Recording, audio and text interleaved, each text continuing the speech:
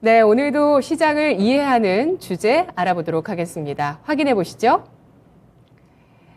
이더리움 도미넌스 커지나 머지 이후 달라질 것들은? 빗썸 경제연구소의 이미선 리서치 센터장 만나보겠습니다. 안녕하세요. 네, 안녕하세요.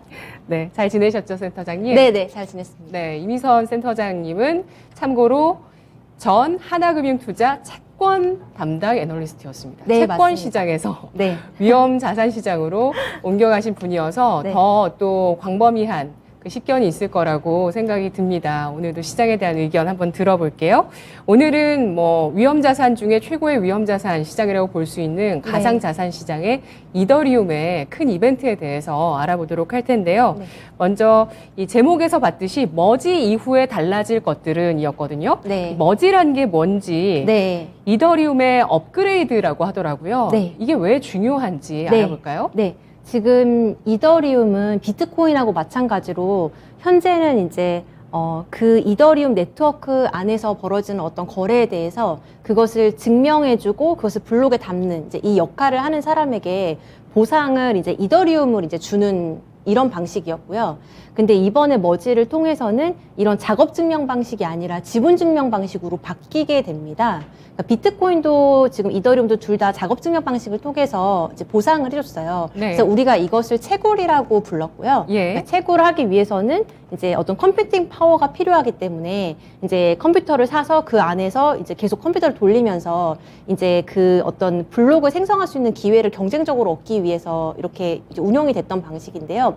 지분 증명 방식으로 바뀌게 되면은 컴퓨팅 파워를 많이 써서 블록을 생성하는 어떤 그 한 명으로 당첨되기 위해서 이렇게 노력하는 과정으로 가는 게 아니라 이더를 이제 맡기는 어떤 스테이킹을 한다고 하는데요. 이렇게 맡기는 어떤 지분을 이제 갖게 되는 건데요. 이렇게 이제 지분을 맡긴 사람들 안에서 랜덤하게 이 블록을 생성할 수 있는 기회를 주게 됩니다. 그러면 그 사람이 이제 채굴자가 예전에 받았던 것처럼 이제 보상을 받게 되는 거예요. 그러니까 지금 이제까지는 비트코인과 마찬가지로 작업 증명 방식으로 운영되던 어떤 네트워킹의 어떤 모델을 지금은 지분 증명 방식으로 바꾸는 거라고 볼 수가 있고요. 이 부분이 이제 중요하게 저희가 보는 이유는 일단 이더리움 같은 경우에는 비트코인하고 다르게 처음부터 목적 자체가 스마트 컨트랙트라는 것을 구현하기 위해서 처음부터 좀 만들어졌는데요. 계약을 구현하는 플랫폼이다. 네, 맞습니다. 그래서 이제 조건부로 어떤 조건이 만족이 되면은 어떤 일을 실행을 해줘라. 이게 이제 조건부 어떤 스마트 컨트랙트가 되는 건데 이런 어떤 복잡한 구현들이 이제 이더리움 네트워크 상에서 가능해지고 이걸 통해서 이제 어떤 게 가능해지냐면 우리가 신뢰가 반드시 필요한 어떤 거래들이 있는데요. 예를 들면 부동산 거래라던가 아니면은 누군가에게 거액을 송금한다거나 아니면 예금이나 대출을 한다고 했을 때 여기에는 항상 은행이나 중개업자라는 어떤 제3자, 믿을 만한 제3자가 필요했는데 스마트 컨트랙트를 통해서는 그냥 P2P 거래가 이제 가능해지는 거죠. 그러면은 여러 가지 어떤 서비스들이 이더리움 네트워크 안에서 가능해지게 되고요. 중개업자 없이 개인 대 개인 간에 굉장히 활발한 거래들이 이제 가능해질 수 있게 됩니다. 근데 그러려면 사실 속도가 되게 빨라져야 돼요. 그래서 이더리움 네트워크 상에서는 현재도 여러 가지 뭐 디파이 거래나 이런 것들이 이루어지고 있긴 한데 현재는 초당 한 15건, 20건 요 정도만 이제 처리가 가능한데요. 지금 비자 카드 같은 경우에 이제 초당 한 2만 건 이상 처리를 하고 있습니다. 그러면은 실제로 이런 스마트 컨트랙트가 정말 원활하게 돌아가려면 적어도 10,000건 정도 이상은 아마 이게 가능해야 될 거예요. 그래서 지금 이더리움 업그레이드를 지금 계획하고 있는 거고 궁극적으로 그 정도까지 속도도 빨리 이제 가져갈 수 있도록 이런 이제 목표를 이제 갖고 있고 이번 머지라는 단계는 그 첫 번째 단계가 되는 겁니다. 그래서 작업 증명 방식에서 지분 증명 방식으로 일단 바꾸는 요 작업만 일단 머지 과정을 통해서 이제 하게 되고요. 이 이름이 이제 머지인 이유는 그동안 이제 작업 증명 방식으로 운영이 됐던 어떤 메인넷 네트워크가 있고요. 그 다음에 지분 증명 방식으로 지금 돌아가고 있는 병행되어서 가고 있었던 비컨 체인이라는 이제 네트워크가 있는데 네. 이 두 개를 이제 하나로 합치는 작업이 됩니다. 그래서 이제 이거를 이제 머지라고 이번에 부르고 있고 원래는 이제 오늘 그 결과가 나오는 거거든요. 근데 오늘이요? 네, 오늘 이제 나오게 되는 건데 네. 어제 이제 트위터에서 이제 비탈릭 부테린 올린 거 보니까 이제 아침에 올린 게 한 12시간 후에는 이제 머지가 완료될 것 같다 이렇게 이제 나왔기 때문에 오늘 아마 밤에 새벽쯤에 한국 시간으로 새벽쯤에 결과가 나오지 않을까 이렇게 생각을 하고 있고, 제가 알기로는 19일에 예정돼 있다고. 그게 이제 봤었는데. 15일에서 20일 사이로 원래 이야기가 되고 있었는데요. 네네. 근데 이제 조금 더 일정이 빨라질 거라고 해서 사람들이 이제 15일로 기대를 했었고, 예. 그게 이제 지금 아마 오늘 내일 아마 요렇게 되고 있는 것 같습니다. 네, 알겠습니다. 이 이더리움의 업그레이드라고 볼 수 있는 머지라는 것이 무엇인지에 대해서 알아봤습니다. 기존의 이 이더리움의 운영 방식이 작업 증명 방식에서 네. 지분 증명 방식으로 바뀌는 것이다라고 설명해 주셨는데요. 네. 우리가 흔히 아는 그 채굴이라는 네. 이건 역시도 작업 증명 방식일 때는 컴퓨터를 이제 가지고 사용해서, 개인적으로 다 채굴할 수 있었지만 네. 이제 머지 과정을 거치게 되면서 지분 증명 방식이 되면 지분을 갖고 있는 사람들 중에서 랜덤으로 네. 네. 채굴을 할 수 있는 방식으로 바뀌게 되는 거네요. 네네. 예, 이 머지라는 것이 결국에는 이 이더리움의 메인넷과 비콘 체인의 합병이다라는 점에 대해서도 알아봤습니다. 그리고 이더리움 2015년에 만들어졌어요. 조금 전에 이름이 나왔었던 부테린이라는 네. 사람이 만들었는데요. 잠깐 제가 개념을 좀 네. 보도록 할게요. 2015년 7월에 만들어진 비탈릭 부테린이 창안한 퍼블릭 블록체인 플랫폼이라고 보시면 되고, 그 플랫폼 안에 쓰이는 자체 통합까지도 포함하는 네. 명칭이라고 네. 보시면 됩니다. 네, 그래서 이 이더리움 설명 쭉 들어보니까 결국에는 이제 P2P로 모든 것이 가게 되거든요. 네. 예, 그런 과정에서 필요한 하나의 시스템이고요. 네. 그래서 많은 계약들을 P2P로, 개인 대 개인으로 할 수 있는 시대가 네. 이제 점점 다가오고 있습니다. POW, 이더리움이 POS로 바뀌게 된다고 해요. 네. 이 W가 뭐죠? 네. 이게 WS? 이제 Proof of Work라고 해서 예. 이제 작업 증명 방식을 이제 줄임말이고요. 예. 이제 S는 POS는 이제 스테이크, 네, 스테이크라서 지분. 예. 근데 왜 이렇게 바뀌어야 되는 건가요? 이게 이제 제가 볼 때 크게 두 가지 같아요. 일단 첫 번째는 스마트 컨트랙트를 구현하기 위해서는 일단 비트코인 같은 경우에는 애초에 이것이 개인 대 개인의 어떤 화폐처럼 주고받는 개념으로 탄생을 했기 때문에 어떤 복잡한 코드들이 그 안에 들어갈 필요가 없는데, 이더리움은 사실 이더리움 네트워크 안에서 여러 가지 거래들이 다양하게 가능해지도록 만들었기 때문에 이제 속도 부분이 이제 중요해졌고요.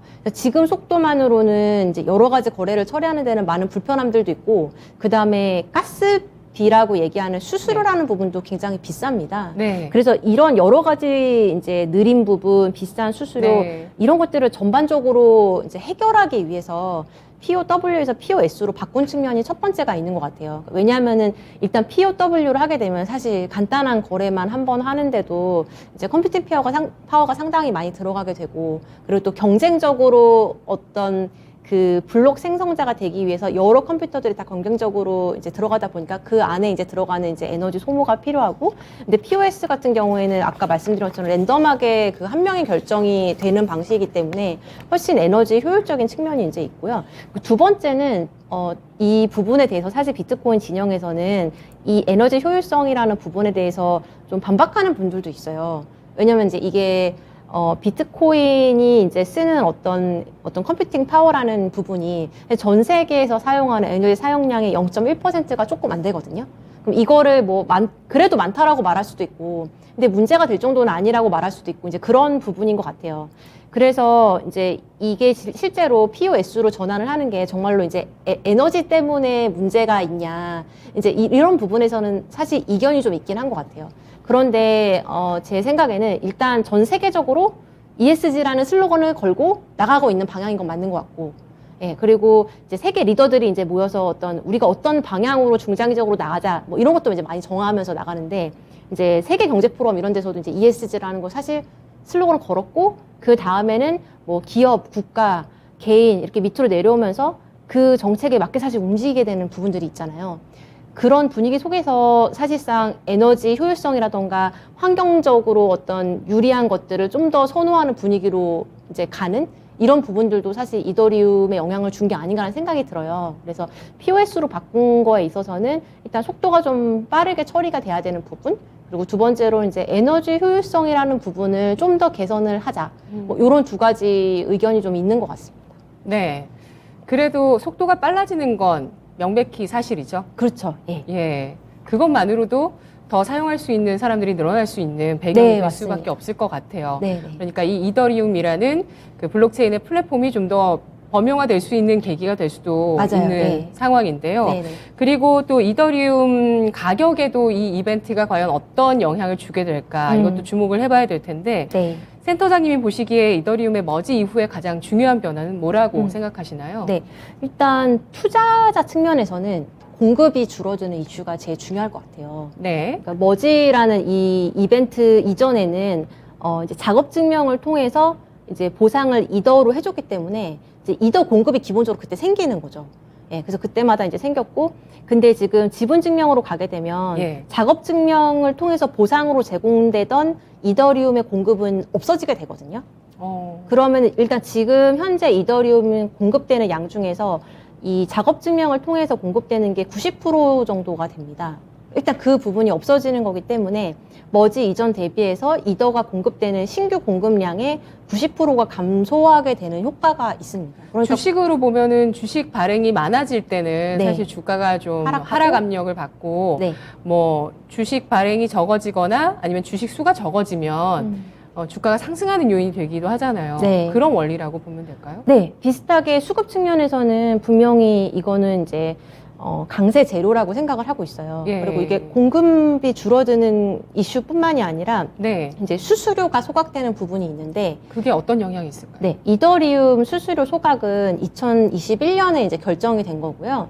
그래서 이제 수수료가 발생을 하게 되면은 그 발생한 수수료에 이제 기본 수수료에 해당하는 부분이 이제는 소각돼서 영구적으로 이제 공급량 중에서 사라지게 됩니다. 그렇게 되면은 신규로 발행한 물량하고 이제 수수료 부분에서 소각되는 부분을 감안을 하면 이게 두 개가 변수가 두 개인데 하나는 이제 공급이라는 부분은 어느 정도 이제 스테이블하게 갈 것 같고 수수료는 수수료가 얼마나 발생되고 소각되는 게 얼마냐에 따라서 그 이 두 개를 네팅했을 때 숫자가 이제 가변적으로 바뀌긴 하는데 이 부분이 만약에 수수료 소각되는 부분이 더 많아지게 되면 이 잔액이 감소할 가능성도 있거든요. 그러니까 잔액 자체가 이제 줄어드는 그러니까 어떤 잔액이요? 이더리움 공급 잔액 자체가 이제 순 공급량이 아예 마이너스로 바뀌는 거죠. 그래서 디플레이셔너리 에셋이라고 사람들이 부르고 있는데요. 디플레이셔너리 에셋으로 자리매김할 가능성도 이제 있고 그래서 그 말 자체가 너무 어렵네요.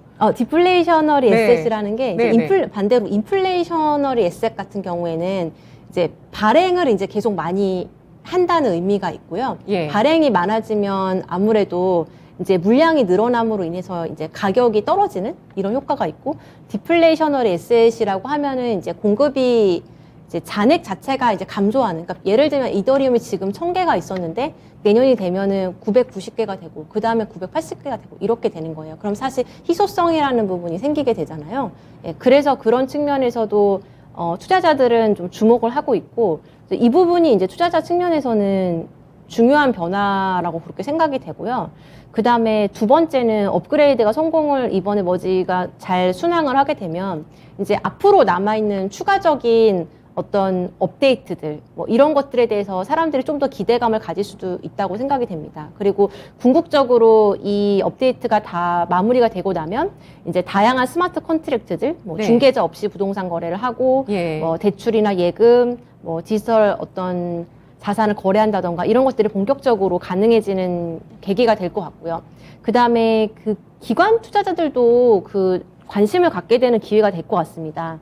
현재 스테이킹 수익률이 연간 한 4% 초반 정도 이제 스테이킹을 맡기면은 이자로 이자로 이제 이더를 주고 있는데요. 그게 이제 연간 맡긴 그 물량 대비해서 4% 정도에 해당하는 이더를 이자처럼 이제 받게 됩니다. 근데 그게 이제 4% 초반 정도의 금리 수준이고요. 지금은 금리가 또 시중금리가 많이 올라서 사실 4%가 그렇게 높은 금리 때는 아닌 것 같아요. 근데 만약에 나중에 이제 시중금리가 좀 낮아지고 하게 되면 이 금리대가 매력적인 금리대가 될 수도 있고, 그 금리는 고정인가요? 이 부분은 약간 변동인데 전반적으로는 4% 초반에서 중반 사이인 것 같습니다. 예, 그래서 그렇게 된다면은 아마 그 기관 투자자들도 관심을 좀 갖게 되지 않을까 이렇게 생각이 됩니다. 이게 이제 수익률이 4%인 게 이제 고정인지 이제 여쭤보셨는데요. 사실 이런 중요한 결정들은 이제 이더리움 재단 어떤 키 멤버들 그리고 커뮤니티 안에 있는 어떤 사람들에 의해서 사실 결정이 되고 있어요. 예, 그래서 어떻게 보면 중요한 결정들이 이제 그 안에서 이루어지고 있는 부분들이 있고 앞으로 어떻게 결정이 내려질 것인가도 사실 거기에 달려 있거든요. 그렇기 때문에 어떻게 보면 반대로 보면 이런 결정들이 앞으로 문제없이 잘 현명한 결정들을 계속 해 나간다고 한다면은 좀 긍정적으로 볼 수 있는 부분이 있고 또 반대로 보면 중앙화라는 문제에 있어서 좀 자유롭지 못한 부분도 없지 않아 있기는 한 것 같습니다. 그래서 4%라는 네. 수익률도 이제 바뀔 수 있는 부분이에요. 독점하는 그 어떤 뭐랄까요? 독점하는 세력이라고 표현하면 좀 그렇긴 한데 그건 말고 다른 단어 없을까요? 그러니까 그 이사회가 독점을 한다는 거잖아요, 이더리움. 주요 그 의미, 결정들을 중앙화라는 의미가 그 의미 아닌가요? 네, 중요한 결정들을 주요 멤버들이 사실 많은 결정권을 갖고 있습니다. 네네네. 이런 어떤 그 메리트들을 네. 계속 시장에 보여주고 네. 계속 이런 이더리움이 잘 활성화가 되는 과정을 위해서 그 이사회가 일을 하는 것이고 네, 네. 그런 과정들을 지켜보면서 뭐 어떤 IT 기술의 발달이 이루어진다라고 네. 볼 수 있을 것 같아요. 네. 예. 아까 잠깐 말씀해 주셨던 그 수수료 소각 있잖아요. 이게 네. 수수료 체계 개편인가요? 이 부분은 사실 네. 이번 머지 업데이트 자체가 수수료를 줄여주지는 않을 거예요. 왜냐하면 이제 앞으로 남아는 여러 단계들 중에서 이번 이제 업데이트 같은 경우에는 이 가스비라고 불리는 수수료에 영향을 주는 변수가 건드려지진 않거든요. 근데 지금 이더리움에서 발생하는 수수료는 이제 가스피라고도 부르는데 이 이더리움 네트워크 용량 그리고 이 안에서 거래되는 거래 수요에 의해서 결정이 됩니다. 그래서 예를 들면 용량 대비해서 좀 이 거래에 대한 수요가 많이 몰리게 되면 그때 이제 수수료가 급등을 하는 거죠. 예. 그래서 전체적으로는 네트워크 용량을 늘려가는 과정들이 필요한데 네. 일단 이번 머지는 이런 처리량이나 직접적인 영향을 주지는 않고 있습니다. 근데 작년에 있었던 이더리움 EIP 1559 이 하드포크 결정을 통해서 수수료 소각이 이제 시작이 됐고요. 그 전까지는 일단 사용자가 지불했던 수수료가 검증자들한테, 채굴자들한테 100% 이제 돌아갔었고, 근데 런던 하드포크 이후에는 이 수수료를 기본료하고 팁으로 이제 나눠지게 되고요. 기본 수수료라고 매겨져 있는 부분이 이제 영구적으로 소각이 됩니다. 예, 그래서 이 수수료 개편은 이제 작년에 이루어진 부분이고, 일단 이번 머지에서는 뭐 수수료와 관련된 부분이 달라지지는 않을 것 같습니다. 네. 알겠습니다. 이더리움 머지에 대한 기대감으로 인해서 이더리움의 주가가 최근 들어서 시세가 상승세를 보이고 있습니다. 네. 그리고 주식시장을 포함한 금융시장 자체가 패닉을 겪고 바닥을 확인하는 과정에서 일부 또 회복세가 나오기도 했었고요. 이더리움 같은 경우는 최근에 7월 저점 대비해서 꽤 오르긴 했네요. 상승 추세를 보여주고 있고요. 7월 달에 저점을 보시면은 200만 원 이하였나요? 네. 예, 200만 원 이하에서 네. 지금 140만 원, 150만 원도 갔었네요. 150만 원 정도 저점에서 230만 원대까지 지금 주가 회복해 있는 모습 보여주고 있는데요. 가격 추이 어떻게 보십니까? 일단 6월이 이제 저점이었던 것 같아요. 예. 비트코인이나 이더리움이나 전반적으로 가상자산 시장 이제 루나 사태 이후로 많이 급락을 했었고 6월 저점 대비해서는 이제 추석 연휴 때 또 올랐던 거하고 비교하면은 이더리움은 한 57% 정도 올랐었고요. 그 다음에 추석 직후에 미국 8월 소비자 물가 이 부분이 이제 예상보다 좀 높게 나와서 연휴 동안 또 상승했던 부분들을 일부러 또 반납을 했습니다. 그래서 미국 소비자 물가 발표되고 나서 이제 하루 만에 9% 정도 가격은 하락을 했었고요. 근데 오늘 보니까 일부 또 조금 가격은 회복이 된 것 같습니다. 그 8월 중순부터는 국내 시장에서 거래소에서 이더리움하고 비트코인의 거래량을 비교했을 때 이더의 거래 금액이 비트코인을 이제 초과하기 시작을 했습니다. 그래서 그동안은 일반적으로 비트코인의 거래 금액이 이더리움보다 훨씬 많이 이제 거래가 됐었고요. 근데 전체적으로 이제 거래량이 조금 둔화되고 있는 과정 속에서 이제 이더의 거래량이 그나마 이제 조금 수준을 유지를 하고 8월 중순부터는 조금 더 상승을 하면서 비트코인의 거래 금액을 이제 상회를 한 거고요.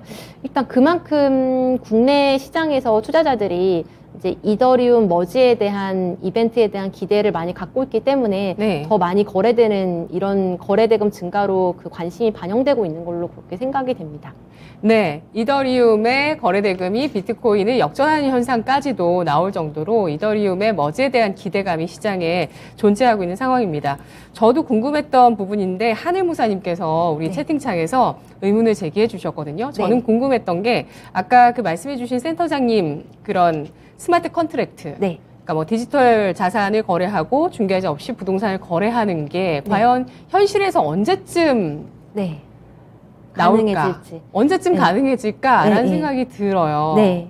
지금 이더리움 재단에서 이제 최종적으로 이제 업그레이드 하는 일정을 발표를 한 거를 보면은 예. 이제 이번에 머지 단계가 있고 그 다음에 추가적인 단계들이 이제 잡혀 있는데 최종적으로는 이 초당 거래 건수 TPS라고 말하는 부분을 이제 10만 개 정도까지 높이겠다는 계획을 갖고 있는데 그 처리 건수라는 게 계약들인가요?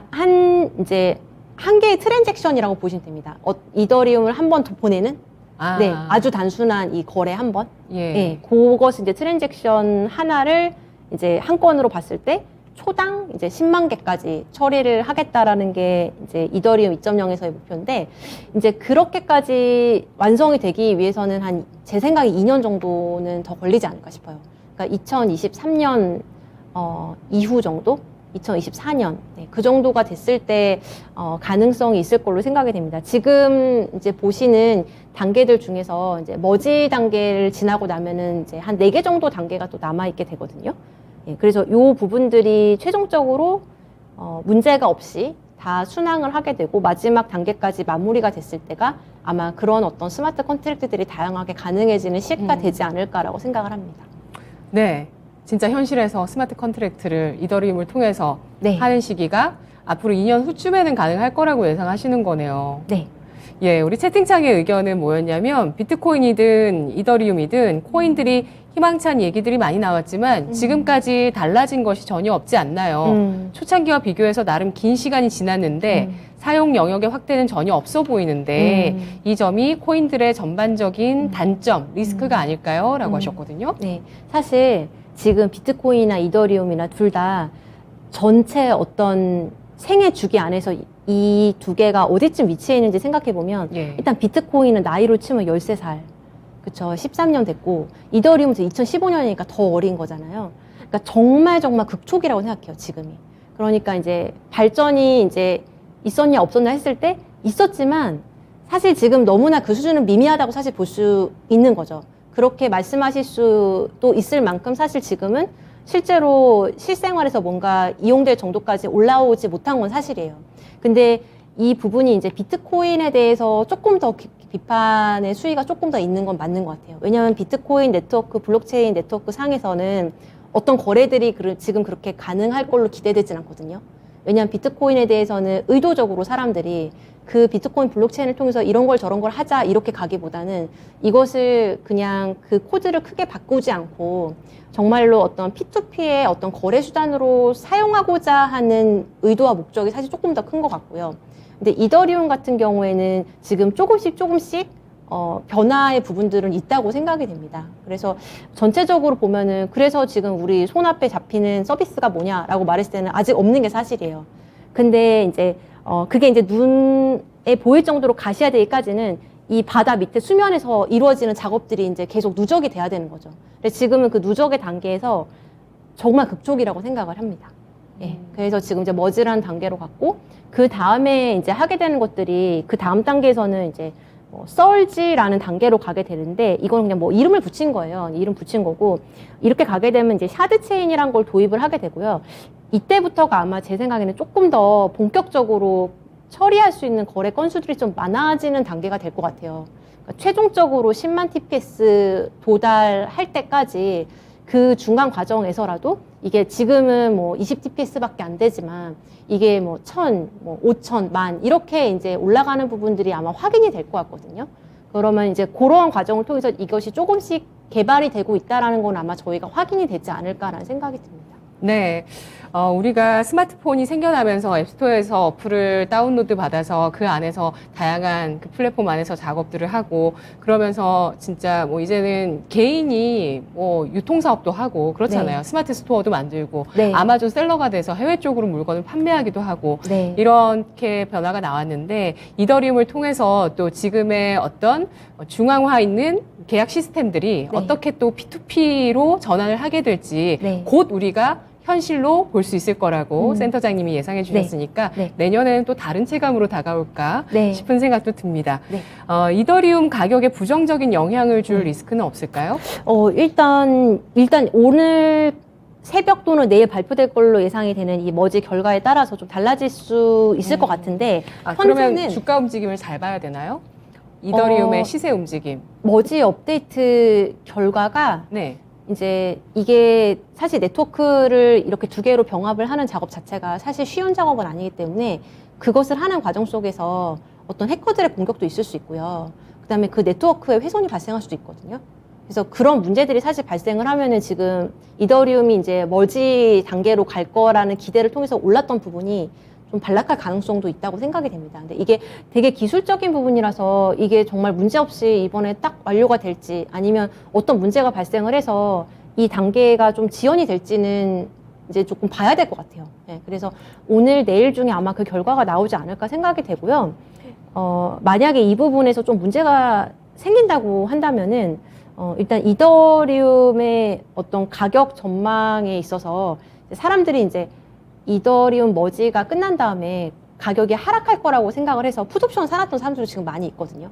이제 그런 것들을 생각을 하면은 어느 정도 지금 $1,500 밑으로 이제 가격이 좀 떨어질 가능성도 있다고 생각이 되고, 그 다음에 두 번째는, 이제 이더리움 이제 머지 단계가 끝나고 나면 이제 상하이 업그레이드라는 단계로 가게 되는데요. 이 단계에 가게 되면 그동안 사람들이 스테이킹을 하느라 이더를 묶어놨던 것들이 이제 인출이 가능해집니다. 네. 네, 인출이 가능해지면 일부 투자자들은 사실 매도해서 현금하고 싶은 욕구도 생길 수 있을 것 같고요. 그러니까 지금 전체 이더리움을 스테이킹한 물량 중에서 그런 식으로 이제 좀 개인들이 거래소 통해서 이렇게 스테이킹했고 이런 물량들이 한 69% 정도로 추정이 돼요. 그러니까 원래는 스테이킹 하기 위한 자격이 32개의 이더리움을 스테이킹을 맡기고 본인이 직접 어떤 노드라는 컴퓨터를 운용을 하면서 이제 어떤 검증자로 참여를 하는 부분이 있는데 이제 그렇게 참여하는 부분들은 31% 정도밖에 안 돼 보이거든요. 그러면은 이게 이렇게 이제 인출이 가능해지는 시점에서 누가 매도를 할 수 있을까 생각해 보면 32개나 되는 많은 거금을 들여서 그 이더리움을 스테이킹을 맡겼고 본인이 직접 노드를 운영을 하면서 그것도 기술적으로 좀 지식이 필요한데 이런 거를 할 분들은 아마 인출은 많이 안 할 것 같아요. 그냥 장기적으로 이더리움의 미래를 믿고 산 거니까 그럴 것 같은데 아마 나머지 분들은 어느 정도 이것을 좀 매도할 가능성을 열어두는 게 사실 저는 현실적이라는 생각이 들거든요. 그래서 상하이 업그레이드는 일단 현재 잡혀있는 일정으로는 네. 머지가 끝나고 나서 6개월에서 12개월 이후에 실행될 예정입니다. 예, 그러면 시장에서는 이 물량이 언제 출회될 것인지 이것을 이제 가격에 반영하는 시점이 뭐 언제가 될 거냐 사실 그 부분은 관건인 것 같고요. 그래서 일부 물량이 좀 나오면서 반락을 할 가능성도 있다고 보고 있습니다. 근데 이 부분은 그렇게 기조적인 변수는 아닐 것 같고요. 네. 이 부테린, 이더리움을 만든 사람이 발언한 바에 따르면 이 이더리움의 4단계, 크게 4단계의 장기적인 변화, 첫 번째 단계 머지가 이제 눈앞에 두고 있습니다. 빠르면 오늘 밤에 그 네. 머지의 결과 잘 기술적으로도 연결이 돼서 무리 없이 잘 운영되는지 이게 이 이더리움 시세에 있어서는 중요한 변수 단기적으로 될 수 네. 있다고 보고 있고요. 머지, 서지, 버지, 퍼지를 거치는 가운데 앞으로 6개월, 12개월 후에 있을 이벤트 중요하게 또 꼽고 있습니다. 상하이 업그레이드에서 네. 또 어떤 변화가 있을지 지켜봐야 된다고 중요 이벤트로 말씀해 주셨는데요. 네. 일부 투자자 같은 경우는 기존의 이더리움 채굴을 지속할 수 있도록 해준다고 합니다. 이건 어떤 내용일까요? 네, 그동안은 이제 작업 증명 방식으로만 이더리움 네트워크가 운용이 되었기 때문에 이제 채굴 기계들을 갖고 있는 분들이 많이 있으세요. 근데 지금 이더리움이 머지부터는 이제 지분 증명 방식으로 바뀌게 되니까 채굴을 이더리움을 해가지고는 이제 뭐 보상받을 부분이 없는 거죠. 근데 이제 기존에 이것을 통해서 어쨌든 채굴이 계속 가능한 상태에 있는 사람들은 이 하드포크를 통해서 현재 이제 이더리움이라는 코인 하나가 이제 있었던 것이 이제는 기존 방식대로 그냥 그대로 가겠다.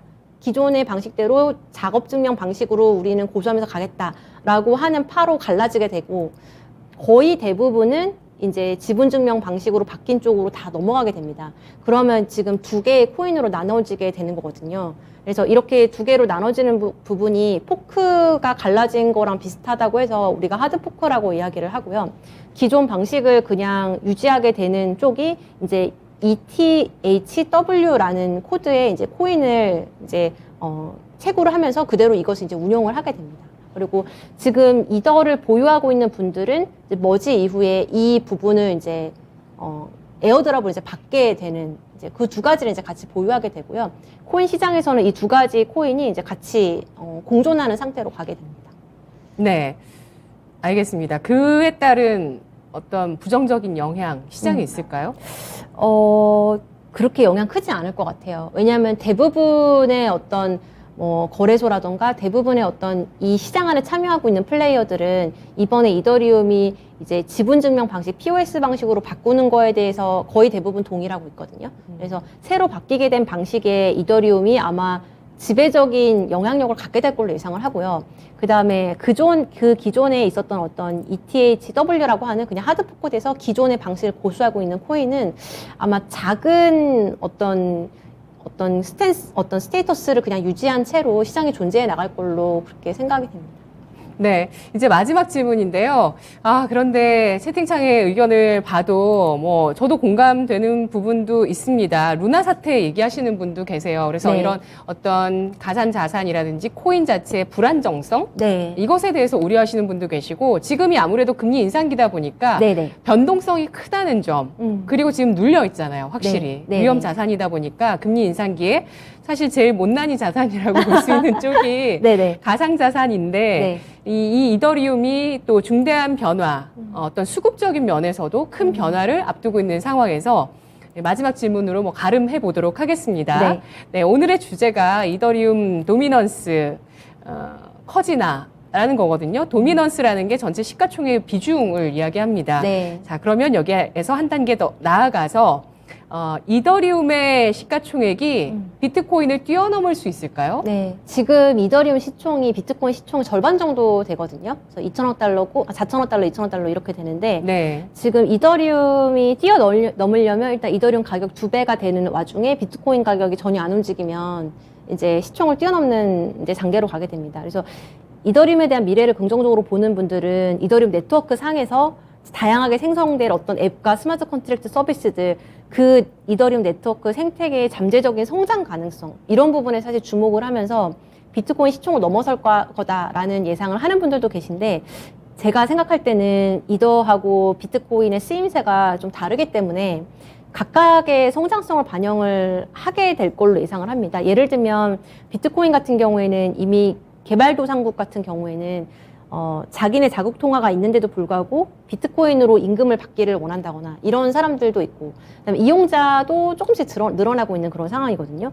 그래서 우리나라 같은 경우에는 우리 원화를 보유하고 있는 거에 대해서 우리가 크게 불안감을 느끼지 않지만, 이제 인플레이션이 뭐 그렇죠. 두 자릿수 뭐 이런 네. 나라들 같은 경우에는 자국의 통화를 갖고 있는 것보다는 비트코인을 보유하고 싶어하는 유인들이 있는 것 같아요. 거기서 달러 대체제가 되고 있군요. 네. 그래서 이게 저희는 사실 체감되기가 어려운 부분인 것 같아요. 선진국일수록 또 그런 부분 체감되기 어렵고, 근데 실제적으로 아프리카나 남미에서는 이제 비트코인을 사용하는 어떤 이용자 수는 점점 많아지고 있는 상황입니다. 그래서 이 부분이 앞으로 지정학적으로 위기가 생기거나, 특히 개발도상국 같은 경우에는 자국 통화에 대한 어떤 사람들의 느끼는 어떤 위험성이 커지게 되면 비트코인을 차용하는 부분들이 좀 생길 거라는 생각이 좀 듭니다. 그래서 자연스럽게 비트코인에 대한 수요는 그런 부분을 통해서 조금 성장할 수 있는 여지가 있다고 그렇게 생각이 되고요. 그래서 전체적으로 비트코인하고 이더리움은 전체 가상자산 시장 안에서 1위, 2위 이렇게 차지하고 있기 때문에 하나가 오를 때는 어느 정도 같이 오르는 성격을 저는 띌 것 같거든요. 그래서 완전히 시가총액을 능가하기보다는 이 증가율 자체는 이더리움이 조금 더 상승하는 모습을 이 머지 단계 지난 다음에는 좀 보여줄 수 있지만 전체적인 시총의 증가 부분은 비슷하게 진행이 될 거라고 보고 있습니다. 네, 알겠습니다. 우리 채팅창에서 제 질문을 들으시고 저 말씀은 이더리움이 오르는 게 아니라 비트코인이 반토막 난다는 얘기 아닐까요? 디레버리징에 의견을 주셨는데 다음에 또 센터장님 모시고 과연 비트코인과 이더리움이 전고점을 회복하는 시기는 언제쯤이 될 것인가 적절한 시기에 또 거기에 대해서 얘기를 나눠보도록 하겠습니다. 오늘 분석 잘 들었습니다. 고맙습니다. 네, 감사합니다. 네, 빗썸 경제연구소 이미선 리서치 센터장과 이야기 나눠봤습니다. 지금까지 투자 판단에 도움드릴 수 있는 내용이었고요. 다만 주가의 상승과 하락을 보장하지는 않습니다. 오늘 목요일장 약보합 마감 예상되고 있네요. 소폭의 하락 이어가고 있는데요. 마무리 잘하세요. 고맙습니다.